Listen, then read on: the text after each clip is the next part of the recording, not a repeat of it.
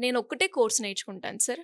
అది కూడా ఈజీగా ఉండేలాగా. హుహు. దాని త్రూ నాకు మల్టిపుల్ ఆపర్చునిటీస్ క్రియేట్ అయ్యేలాగా ఏమైనా కోర్స్ ఉందా? ఉందండి.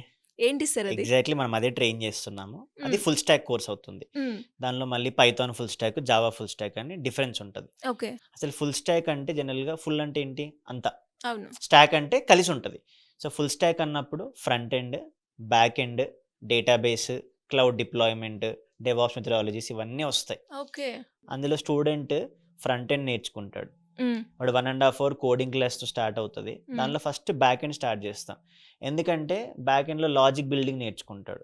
అంటే ఫ్రంట్ ఎండ్ అంతా కూడా కనపడేది మనకి. హ్మ్. మనం డైలీ వాడతాం applications Amazon, Netflix, Hotstar. Hmm. మనకు కనపడేదంతా front end hmm. Interface. Hmm. దానికి హెచ్‌టీఎంఎల్, సీఎస్ఎస్, జావా స్క్రిప్ట్ అని టెక్నాలజీస్ ఉంటాయి. అవి నేర్చుకుంటాడు.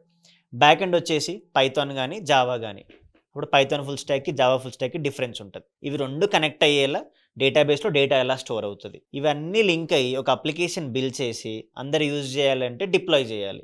సో, అందుకే మనం front end, back end, database, deployment. అప్పుడేమవుతుందంటే వాడికి 7 జాబ్ రోల్స్‌కి ఎలిజిబిలిటీ అవుతది. ఇందాక మీరు అడిగారు గదా! హ్మ్. హ్మ్. ఒక్కటి నేర్చుకుంటే మల్టిపుల్ ఆపర్చునిటీస్ హ్మ్. అని. హ్మ్.